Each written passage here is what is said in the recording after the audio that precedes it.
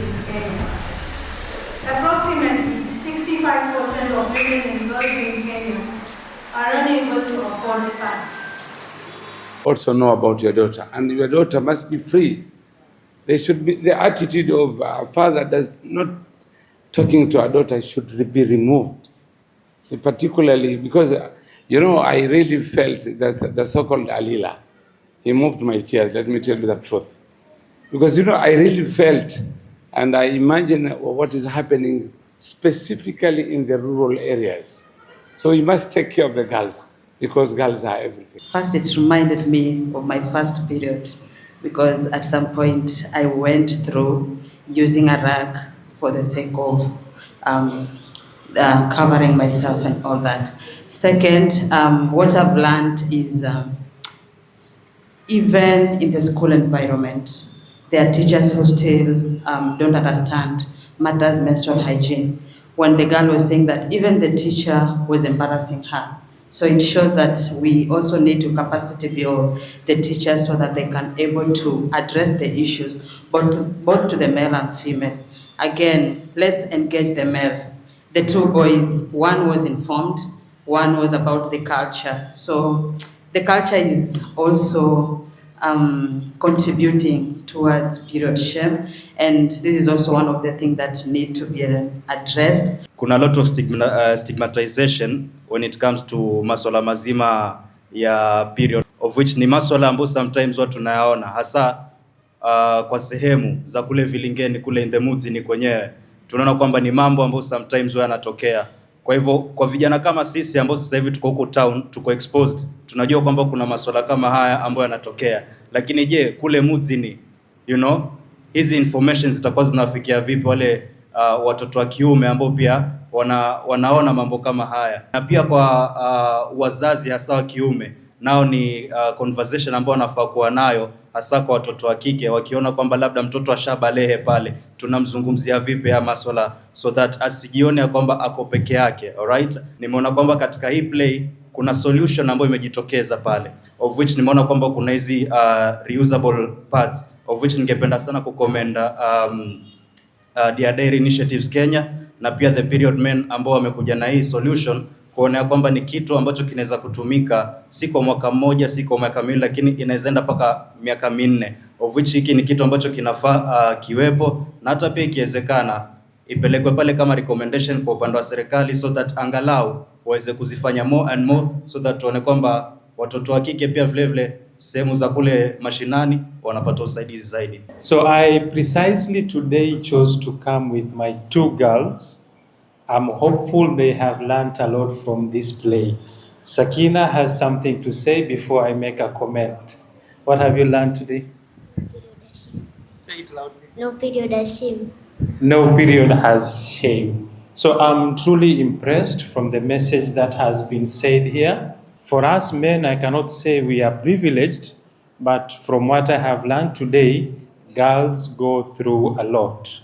And I'm trying to imagine if that is what they go through, then they lose out more than we do. So we should not take pride as men because we are not sentenced to that episode which occurs every month.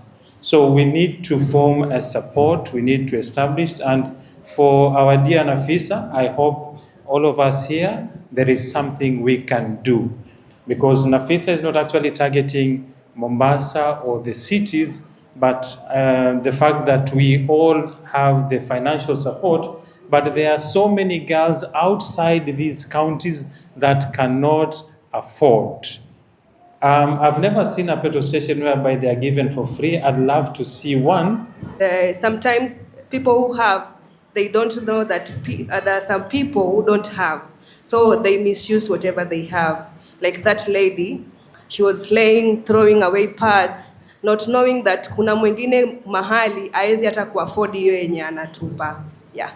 It was stressful ile time akianza kuchokozwa na the youth. Yes, as much as they get the sanitary towels, we also need to look about their mental health. Mila zetu hazituruhusu sisi wanaume kukaribiana na wanawake ikiwa kwenye period. So maneno yangu ni maneno ya lovable. Hii ina maana bado ziko mila na tamaduni ambazo zinamkandamiza mwanamke wakati uko kwenye hedhi. Kwa hiyo na wanazipata kwa wazazi obvious, kwa sababu ni kama urithi. Kasumba ni kama urithi, inarithiwa kwa wazazi, wazazi wanarithisha watoto wao. Them zinapatikana hosi ama kwa mahoteli ama just these public places, but in most homes haziko. So I'm imagining ukienda kama kwa nyanya yako na hamna pit latrine yenye unaweza tupa, labda choo yenu ni ya kuflush, you can't flush them. So mademu wao wanazitupa wapi? Because I really suffer. My name is Kabus. 2022 we had a sanitary pads drive, and it started with friends from abroad. They wanted to take sanitary pads to places where they need them. But basically about 6 months for every girl child, for 6 months. When we were giving out the sanitary pads, we gave out some small pieces of paper to do a small research, asking the girls what their challenges are. The sleeves that we received, one girl says, "You're bringing us sanitary pads and we don't even have panties." Lucky enough, in the process of that, that was one of the items that we included in the packages that we were giving. The families are so poor that when you take those sanitary pads to the houses, baba amama ataziuza ili wapate chakula. They're so poor, they could never afford sanitary pads. Msichana mmoja anasema godoro langu nafikiri liko 3/4 sasa. Anakata godoro akijistiri. So then we did another one. We need another drive. That was, I think, about last year during Ramadan. We donated, we were in Lamu West this time. We did Lamu Mjini Skuli, and then we went to Kipini, Witu Mjini, Kipini, and Witu Secondary. And we made sure each girl had a supply for at least 6 months. So what will happen after these 6 months? Now, one of the challenges, and I'm very proud of Nafisa and the team for what they have done coming up with the solution of reusable. In places like CU, Pate kidogo afadhali, CU Kizingitini kwenda mbele, that's an area where they have shortage of water. Water is a problem. For those people who are conversant with these areas, they know what I'm talking about. Jalabia zikikauka, maji lazima isafirishwe na mashua ziende. This is a very great initiative. We're busy to make noise on things which are not important, but things concerning humanity, sometimes we get laid back, which is not nice. Thank you very much.